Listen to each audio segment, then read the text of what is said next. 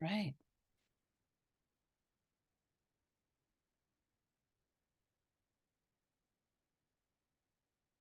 Wait a couple of moments. Give folks time to get logged in. We'll get started in just about 1 minute.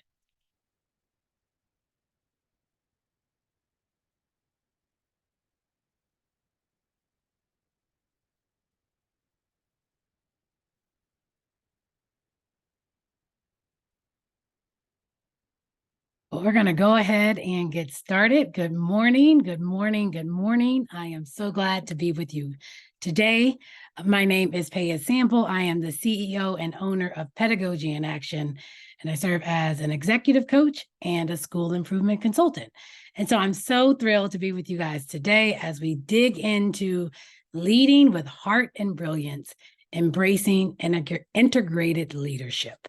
And so I want to tell you just a little bit about myself before we jump into this amazing topic that we're going to dig into today. And so I'm actually this nearly 2 decades of experience that I've had in the education realm. I've been a classroom teacher. I've served as an elementary school teacher. I've taught first through fourth grade. I was an instructional coordinator. I've served on many different committees, equity committees, cohort research committees, technology committees, vast array of experiences that I've had in the education world. And this is like, I'm just kind of just getting to my 1 year anniversary of launching my own consulting and coaching company. And so regardless of the roles that I've been in, the positions that I've held, I have always worked from my purpose, my why. And my purpose is to create joyful and inclusive learning environments that uphold a culture of human dignity for each member of the learning community. And I say that intentionally because oftentimes in the education world, I think we hyper focus on our students and we talk about doing what's best for kids. And I am in the business of doing what's best for students, but we often forget that in order to do what's best for kids, we have to make sure that we are coming around those who are leading them and facilitating their learning and their growth. And that's often the teachers, the administrators, and their parents as well. And so that's why I talk about a culture of human dignity for every person within that school community. And how do we infuse joy into everything that we're doing? So we're going to jump right in, and I'm excited to share with you. I'm going to share my screen with you first as we get started. And give me just 1 second. And as I'm sharing my screen, I want you to think about this idea of a leader. So as we think about a leader and who is a leader and what is a leader, I have found with the clients that I've worked with, the schools that I've supported, and even teachers that I've led, when I talk about this idea of leader, oftentimes people's initial response is kind of like, oh, they kind of get this like, oh my goodness, this uncomfortable feeling in their stomach. And I want you to think about the idea of, when you think about the idea of leader, I often think we have too small of a view of what leader means. We think about leader as the position that you hold or the title that you carry. But I love to think about the idea of a leader being much more than that. And so I love this definition from Brene Brown.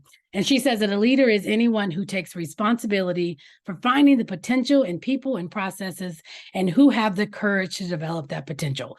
So when you think about this term leader, I mean, you're here in this session today, and it says integrated leadership. So in some way, you see yourself as a leader. But I want you to think about this idea of growing this definition that we have of leader to encompass so much more, to encompass the idea of, do you take responsibility of finding the potential in people and processes around you? And do you have the courage to develop that potential? And so as I talk about this, it's not just, again, like a leadership in a position that you have, but thinking about the position of your heart. I believe it's around your heart's posture when we think about position. So I'm so glad I'm seeing many of you jump in. So I'm so glad to see you guys here this morning. So take a moment and think about when you hear this term leader, what comes up for you? And just get curious about those emotions that tend to come to the surface as you think about this term. How's Heidi doing? So I want you, and since as we're starting to get here, I want you to think about this idea of a definition of an integrated leader.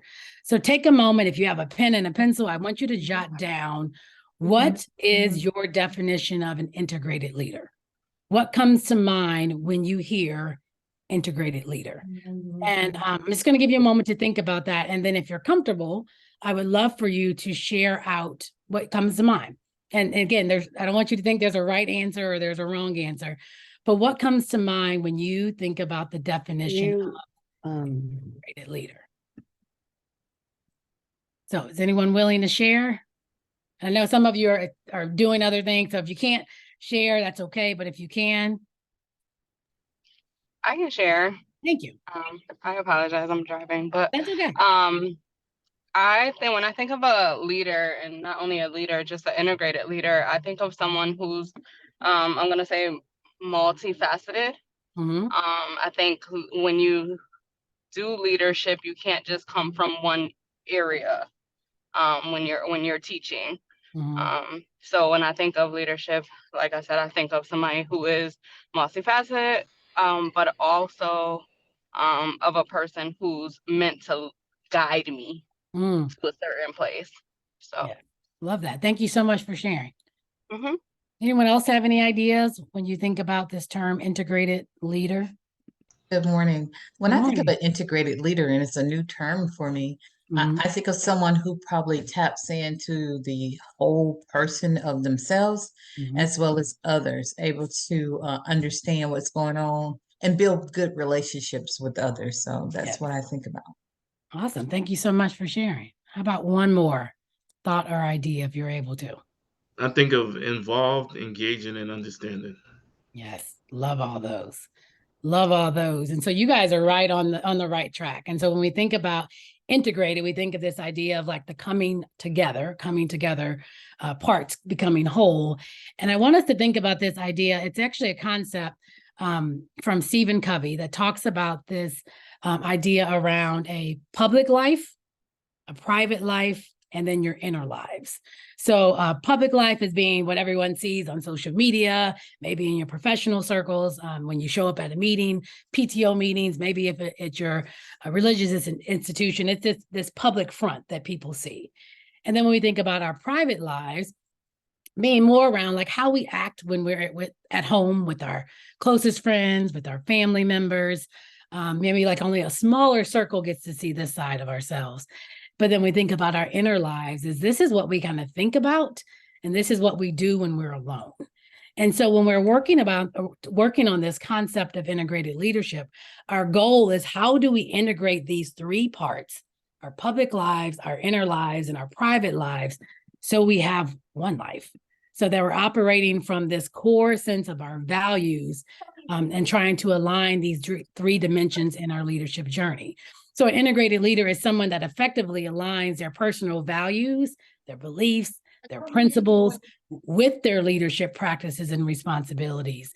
And when a leader possesses this high degree of congruence, and I can even think about times when I know I was leading and I wasn't integrated, when I was there, I felt like there was the Paya at work and the Paya here and the Paya here. But this idea of when we have this high degree of congruence between our core values, our identities, and the decisions that we make, then this vision that we have, this vision that we talk about, this vision that we promote, we can have actually more tangible access to it. And so that's what we're going to talk about today. We're going to spend some time really digging into who are we. So when we talk about leading with heart and brilliance, we're going to talk about knowing ourselves. And I use this term of our genius, and I'm going to talk about what that means. So knowing our own genius or our own brilliance, and then how do we, as we get comfortable in that realm, how do we begin to light the spark in others? But I want to start off. So leadership is challenging. It can be hard. And I actually like to compare it to a terrain. I'm going to share my screen again. So I'm going to be bopping back and forth, and I will not announce that I'm sharing every time, but it's a bad habit. So I feel like leadership can be compared to this terrain of hills and valleys and turns and rivers. And these hills being these really high points of success and achievement where we can actually begin to see our vision realized. And these valleys can be these significant challenges and setbacks that we have where we have to navigate this adversity and make some really tough calls or make some tough decisions. And the turns of this terrain can represent these moments when change and adaptation, where we have to pivot maybe in the moment or on the fly in response to the shifting circumstances. And when we want to grow in our leadership and especially being integrated, it involves the master of being able to navigate this multifaceted landscape with agility and with resilience. And what I have found in my leadership is I often get stuck in the valleys. I often get stuck in the things that aren't going the way that I want them to. I can end a day and I can tell you everything that I wish I would have done differently. I can tell you like, oh man, I should have handled this differently, or I got this problem that I have to address or I have to, figure out. But we have to, as leaders, specifically as integrated leaders, we also have to get good at celebrating the moments when we're at the tip of this hill. We're at the peaks and we're seeing, wait a minute, I am actually working out of my values. I am experiencing and beginning to see my vision begin to realize. And so I want you to take a moment and think back of this week. And when I say leader, it doesn't mean just at work. It can be any concepts of your parts of your life. Like I'm a leader in my family with my children. I'm a leader in my family, actually with my siblings as well. Again, leadership is this idea of that we take the initiative to find potential in people and processes around us, and we have the courage to develop that potential. So think back this past week, and I want you to think about a win that you can celebrate. What is a win that you have had in your professional, personal leadership life? And I would love to hear a couple of your wins as you think about those parts of your week. Did everybody brush their teeth? No. Did everybody brush their teeth? Daryl, you are not muted, but I'm going to say a win is that when we get our kids to brush our teeth, that is a win. Get our kids out the door effectively. But that, truly for me, one of my wins is seeing my oldest daughter begin to take initiative and starting to hear the things that we have been instilling in her and putting in her and doing it on her own. What else? Tell me some other wins that you've experienced.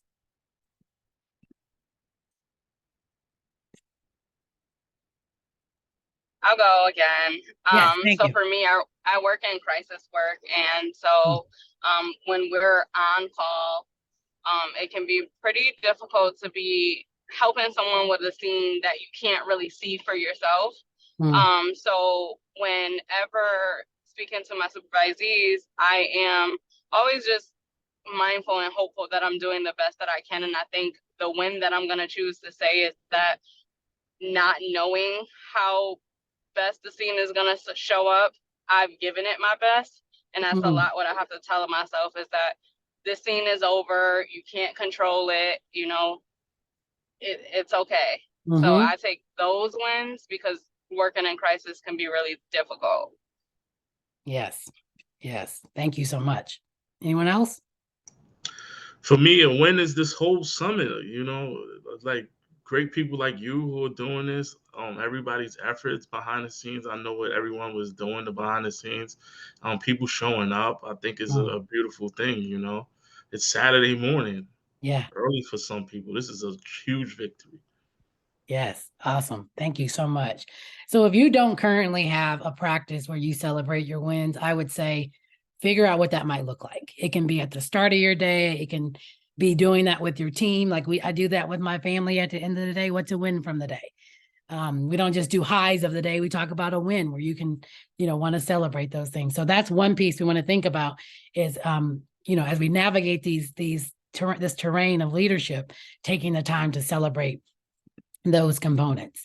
So let's keep going in our learning this morning. So as we go into our learning, we're going to talk about two key components that you've heard me already kind of start to unpack. So leading with heart and brilliance. And this is going to be a powerful approach that goes beyond this traditional idea of leadership that I think many of us might be kind of working ourselves through or kind of chewing on. Leading with heart and brilliance is about harnessing not only your own unique strengths, but also igniting the potential in others. And so we're going to focus on these two aspects of this leadership. First, knowing your brilliance. And so beginning to understand yourself as a leader. So understanding your strengths, your talents, what makes you exceptional is the foundation for leading with brilliance. And when you can recognize your own genius or your own brilliance, you can leverage it to drive positive change and inspire those around you. We're also going to talk about lighting the spark in others. So great leaders don't only shine themselves, like focus on here's what I'm doing. But we also need to grow in our ability to empower and uplift our team members. And so lighting the spark in others really involves recognizing their strength, recognizing their strength and the potential in your colleagues or in your teammates, and providing them with the support, encouragement they need to shine just as brilliantly as you are. So this is where that leadership with the heart comes into play. So these are going to be the two aspects that we talk about today. So let's start with knowing your genius.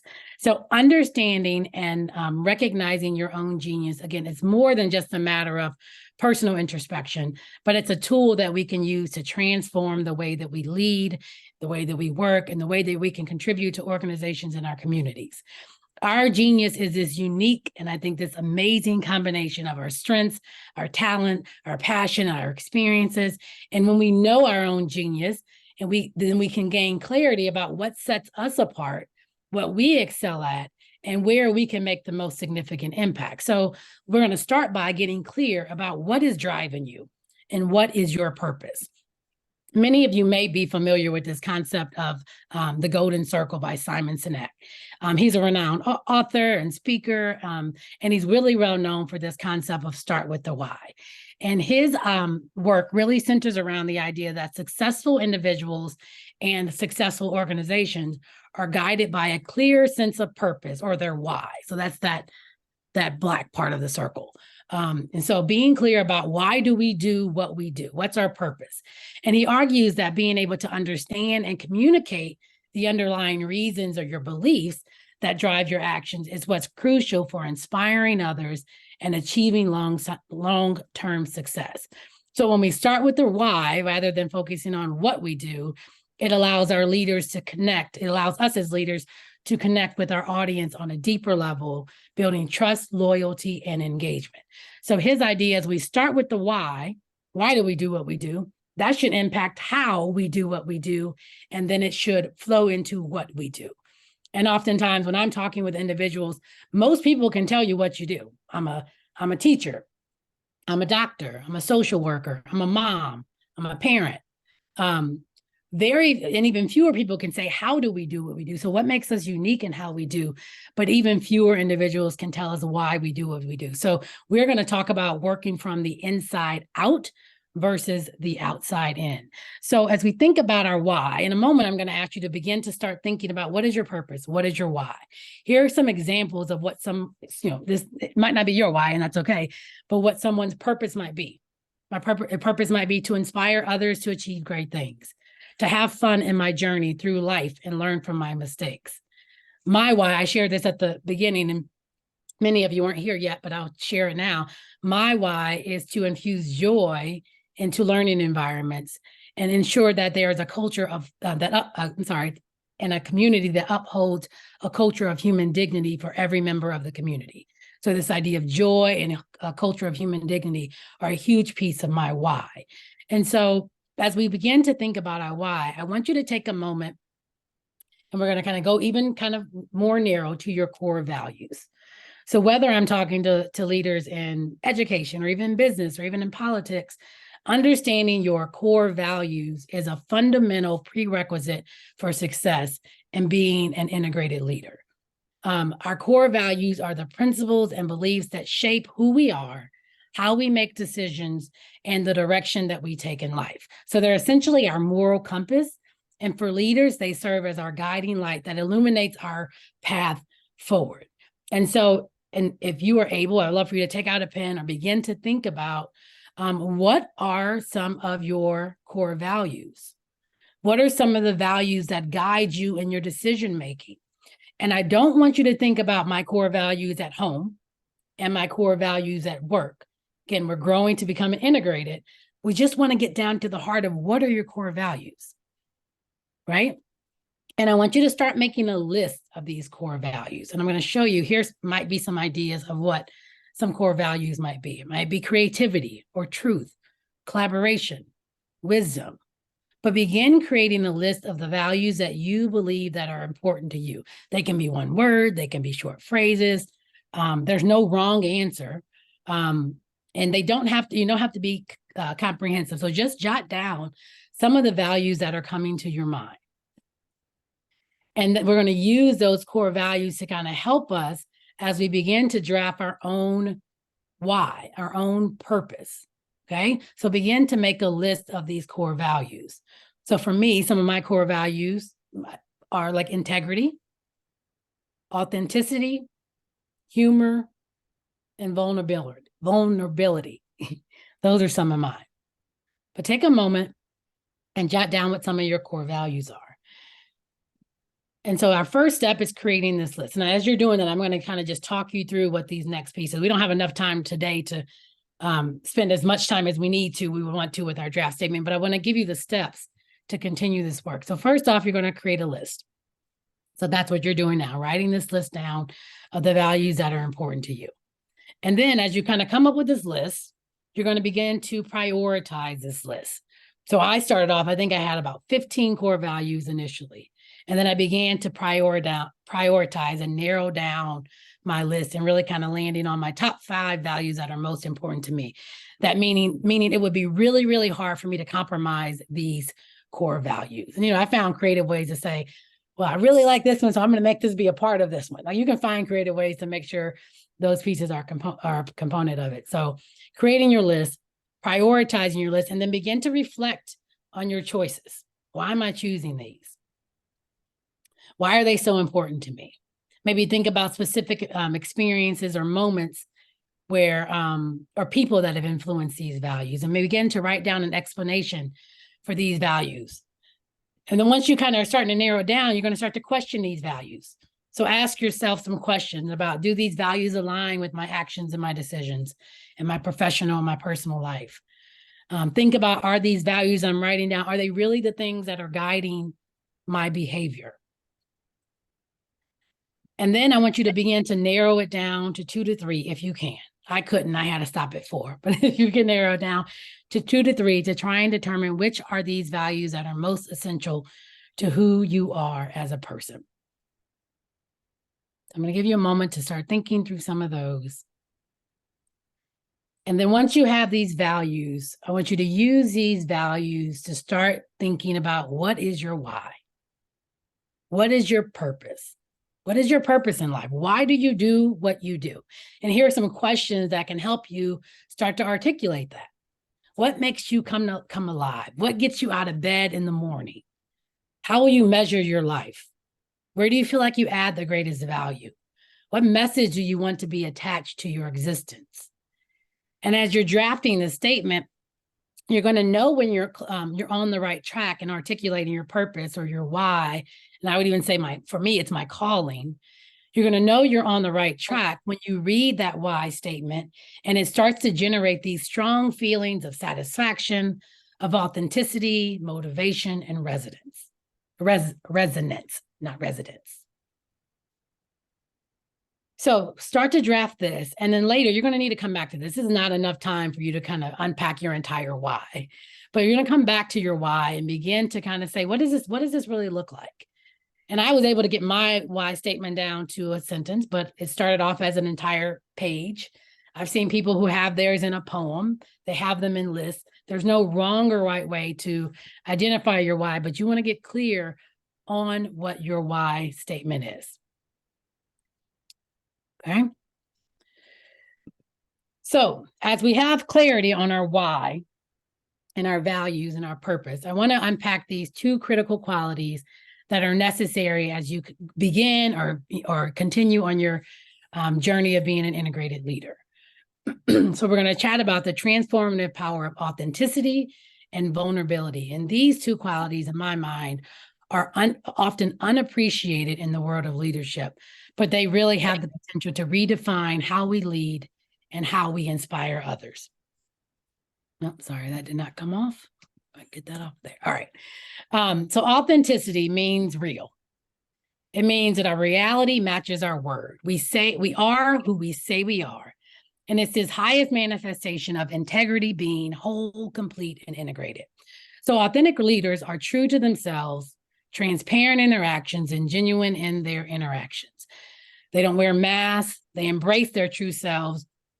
And in doing so, they inspire trust and loyalty in their teams. And this is crucial when we think about leadership. So I want you to take a moment and think about times or seasons in your life where you feel like you have been able to be in your most authentic self. You have your clear why or values, but you've been able to show up as who you are, who you were created to be. So think about these situations. And I want you to, and I'm asking you to intentionally think about this, because as we think about these situations, we can start to see patterns, right? So when I first began to engage in this work, and I was kind of thinking about, well, yeah, I was authentic in these times and with these people, I often thought my authenticity was tied to the people who were there, or to the people who were in the room. But later, as I grew and as I learned more about myself, I realized that being authentic was not about the people in the space, but it was actually about who I was and how comfortable I was in the lane that I was walking in, or I like to say how comfortable I was in the shoes that I was wearing. Authenticity is really about being true to who I am, regardless to the opinions and judgments or expectations of others. And as I learned that, it really grew me in my self-confidence, my self-acceptance, and beginning to have a more fulfilling and meaningful life, and specifically in these spaces where I was called to be a leader. And then when we think about vulnerability, contrary to what I think a lot of people think, vulnerability is not a sign of weakness. It's actually a mark of strength. And this, when I finally understood this, it was transformative for myself. I feel like the messages I received from media, family, friends was like, don't be vulnerable, that's weak. Don't show them your weakness. Don't show them your imperfections. And as I learned and really understood the power of this, again, it really just, I feel like unleashed a lot of my leadership potential.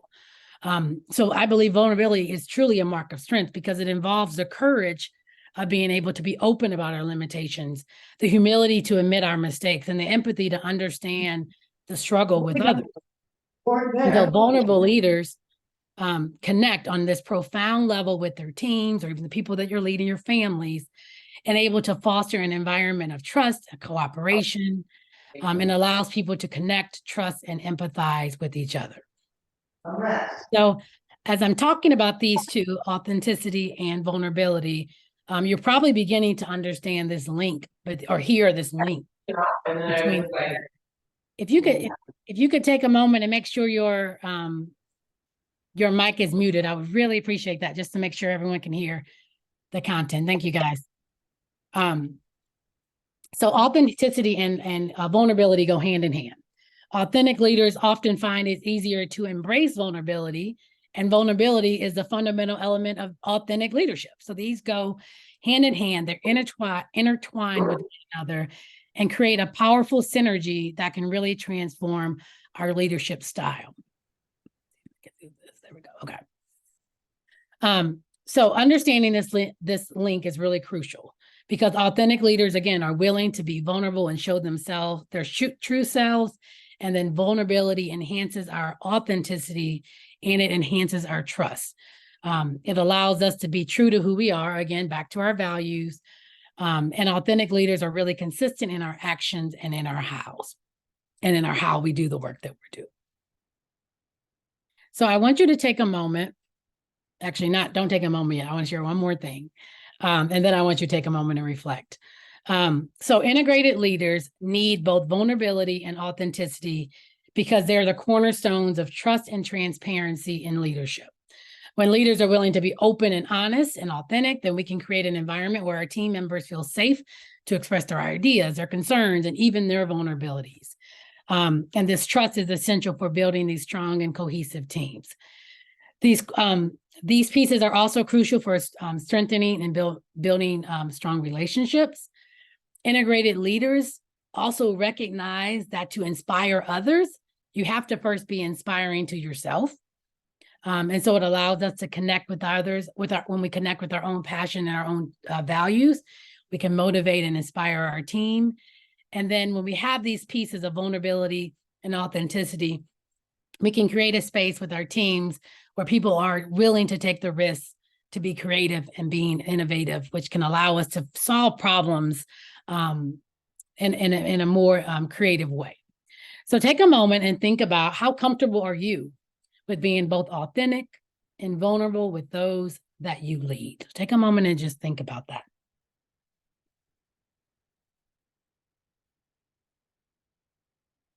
Because if we're not comfortable with that yet, we might need to start spending some time exploring what's getting in the way. Okay, so that's going to be our first piece that we need to think about as integrated leaders. That's authenticity and vulnerability. And now, so if we're clear on our why, in that center part of our circle, we're going to move into our how. Our how is the piece that sets us apart from others that do maybe similar work. And for me, this is where I feel like our genius lives. And I love this quote that says, everyone is born with a genius, but the process of living de-geniuses them. And I think if we look at our children, if we look at the young people of our generation, I think we would all say they have brilliance, they have genius, they have things that they're gifted at. And we wouldn't say there's a point in their lives where they're no longer brilliant, they're no longer geniuses. But when we think about this idea for ourselves, there's some discomfort with calling ourselves geniuses, calling ourselves brilliance. And I want to kind of dismantle this idea of genius is not about our IQ. It's not about this Einstein level.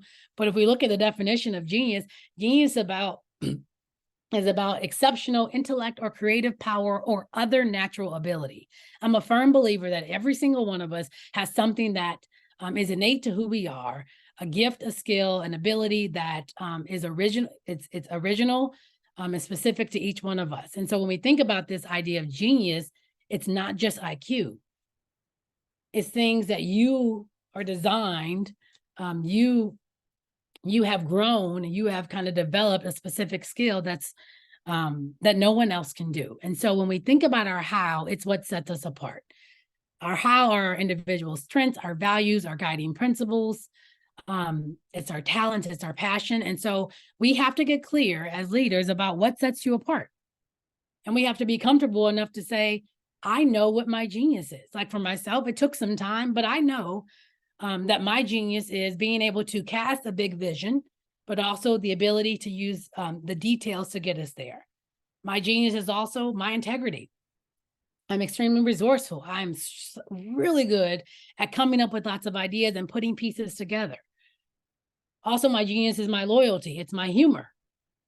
So we have to get comfortable about saying what sets us apart. What is our genius? What is our brilliance? And so take some time to think about what is your brilliance? What is your genius? And if you can't think about that today, make a point later on today to come back to this question and begin to jot down what is your genius? What is your brilliance? Because that is necessary for where we're going next. You have to be confident about what you are, or about who you are and what you are really good at, so that we can recognize the talents and potentials and brilliance with each member of our team. And we want to inspire them to unleash their full capacities and unleash their genius as well. And so we're going to talk about 4 pieces that we need to have in place to think about lighting the spark in others: trust, belonging, joy, and creativity. So with trust, again, the very first way that we can ignite spark in others is to foster trust. I talked about this before, but trust is this cornerstone of any successful relationship, and it's no difference in leadership. When we walk and we lead in line with our values, whether it's in front of a team or even behind closed doors, it builds trust with our team. And we want to create an environment where individuals feel safe, valued, and motivated. And because it's this trust that fuels their desires to take risks and explore new horizons and excel in their roles. And so trust is not just about delegating tasks and expecting results, but it's actually extending trust to others around us. And so it's not just about 2 trustworthy individuals walking alongside each other, but it's about how do we cultivate trust? How do we extend trust to those around us? And I love this quote by Stephen Covey that says, it's possible to have 2 trustworthy people working together and to have no trust between them if neither person is willing to extend trust to the others. So think in your leadership, do you lead by withholding trust or by giving trust? We need to be willing to give trust to those around us, because it should be a fundamental belief. Being able to extend trust is a fundamental belief around sparking the light in someone else so they can lead from their brilliance as well. So I want to share a couple of ways of how you can begin to think about giving trust or extending trust to others. I'm a little bit of a brain nerd on the side. I like to research just what we know about the brain and how we can capitalize that information to help build trust in communities. And one of the key learnings that I've been holding on to is that our brains are naturally wired to connect with others and thrive in social environments. And when we are in trusted relationships or connections, it actually allows us to regulate our emotions. It also, when we feel safe in these trusted and connected relationships, we are more willing to take risk, ask questions, and explore new ideas. Like there is actually research that shows when we are connected, our amygdala, which is like our guard dog in our brain, which is typically scanning for threats and trying to mitigate stressors and threats. When we are in trusted relationships, our amygdala actually sits back and it takes a breather. And when we're in these relationships, we can expose ourselves to say, I'm going to learn something new. I'm going to ask questions. I'm going to explore some new ideas. And so it's essential for you to get to know your people. You want to get to know your people. For one, I would say set up one-on-ones with those you lead.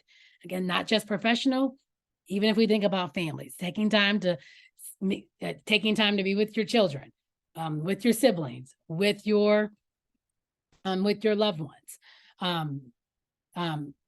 Tanya, were you going to say something? Sorry. Okay, sorry. So taking time to set up with those that you lead. Identify the unique strengths and talents and skills of those you lead. As you learn this information about them, support them with ongoing growth and development. Ask them what's important to them. Oftentimes we walk through life assuming what is important to us is the same thing that's important to those we lead, and that's not often the case. Ask them what their why is. And once you have these pieces in place, you get to know these individuals. This is where I say the magic happens. You get to delegate. Now that you know what your people are good at, you can empower them with responsibility and autonomy. So identify, what are you holding on to that maybe you can let go a little bit of? This is hard for me. I'll be honest, in my first year, specifically in my role of principal, I struggled with delegating because I thought leadership meant everything was mine and I have to, keep tabs on it and micromanage. And that was not the case. Once I learned what my people were really good at, I'm like, okay, actually, she's better at this than I am. So I delegated to her, but also I'm not just going to set her up for failure. I'm going to make sure that she can succeed, right? So I define what the desired outcome is. I'm going to prioritize feedback and communication as she is working on that project. And at the end, when she knocks it out of the park, I'm going to give credit that she did it, not me, to highlight and empower those skills. And I have to be patient and realize my team is not going to always do it the way that I want, like I expect them to do. But if I'm clear about my desired outcome, then what does it matter if she didn't take every initial step that I did? And so we need to be able to delegate is kind of how we begin to extend trust with others. And so that second component we're going to talk about is belonging. This is what turns a group of people into a team. I often say that Brene Brown is my best friend. She just doesn't know it yet, but one day I'm hoping she will. She shares this idea that we are wired, and I kind of talked to you a little bit about what I know about the brain. We are wired to be in relationship with one another. We are wired to be loved and to belong. And when those needs aren't met, we start to break, we fall apart. That's when we start to see outbursts of emotion where we're kind of like, where is this coming from? Well, oftentimes it comes from when we don't feel like we are connected or we belong within a specific community. And so some ways I want to share with you about how we can begin to learn or how we can create opportunities for a sense of belonging. One really cool idea is culture. I weave culture into everything that I do because often people think about culture as being it's just race, it's just ethnicity, but culture truly is the way our brains make sense of the world. It's more than just our traditions and more than just my artifacts that you can see. It's more than just, my hairstyle, the foods that I eat, the religions that I practice, but there's so much more than just the surface culture. And so we have to get underneath underneath the surface. This is a concept from Zaretta Hammond, where she uses to create a visual of a culture tree. And she has written Culture Responsive Teaching in the Brain. And I bring this up because when we talk about sense of belonging, my definition and my ways about going about creating a sense of belonging may not culturally connect with someone else. So I need to understand the culture of those that we lead. So when we think about this shallow part of our culture, eye contact, concepts of time, nonverbal communication, friendships are parts of shallow culture. So I have to understand that there are more than one way, more than just Paya's way of understanding or doing certain things. And so we want to spend some time and think about how can we use culture as a way to build connection and creating a sense of belonging. And the last piece I'm going to talk about, just because we're running short on time, is joy. Joy is more than just this pleasant feeling of feeling good, but it's a powerful force that I believe that can elevate our leadership to new heights. Joy isn't just confined to these moments of, wow, we did that. It's actually more around a mindset, a perspective that infuses our interactions with positivity, enthusiasm, and a sense of purpose. And when we as leaders radiate joy, it can be contagious.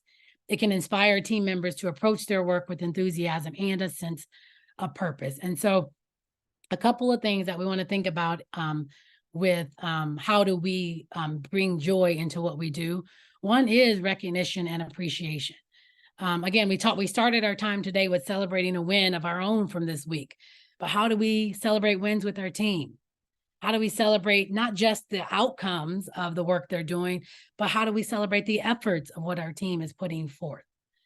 This can be like simple gestures, like a thank you post-it. I was going to say a note, but I have learned that simply writing thank you on a post-it note has gone a long way with those that I've had the privilege of serving. So recognizing and appreciating the hard work can create this sense of joy and fulfillment. Creating time for sharing ideas and practice. We want to bring our team together and tap into the brilliance and genius of one another. This time, for me, has been the most joyful when I can see the brilliance of each other. When my teammates are like tapping into like, wait a minute, have you thought about it this way?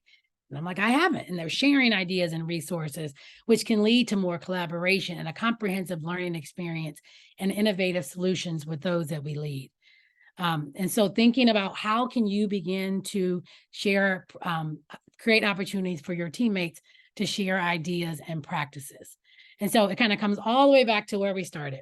When we are clear about our why, it impacts how we do what we do, and it impacts what we do. And as we grow to become integrated leaders, we need to get clear about why we do what we do, because it should flow into how we are, not just in our public lives, not just in our private lives, not just in our inner lives, but it should impact how we do what we do in all those components of our lives. And so I want to leave you with this quote, that I believe that true leadership is the art of knowing oneself deeply. It's a steadfast commitment to know your values and igniting the spark within others. For it is in our authenticity that we inspire others to become their best. So I am so thankful for having you guys here with me today. I love that you are taking this initial step to figure out what does it mean to be an integrated leader. And again, the most powerful, I would say, leadership is, again, not about your title or your authority. It's about the impact that you have on the lives of those that you truly have the privilege of leading. So I thank you for your time and your dedication today, and your commitment to becoming an integrated and authentic leader is a testament to your potential for being able to create positive change. So I wish you the best of luck on your leadership journey. And I do want to share, and I didn't get to put this in the handouts, but Tanya, I'll get it to you as well. I have a leadership tool that I use with several of my clients that's on my website. It's a little self-assessment tool that you can just use to kind of say, where am I right now in my journey on becoming an integrated leader? And then I'll leave my LinkedIn and Instagram handles if you want to connect and kind of share our journeys together. So I appreciate you guys for being with me today. And I look forward to continue supporting with you guys. All right, take care. Enjoy the rest of the summit and your weekend.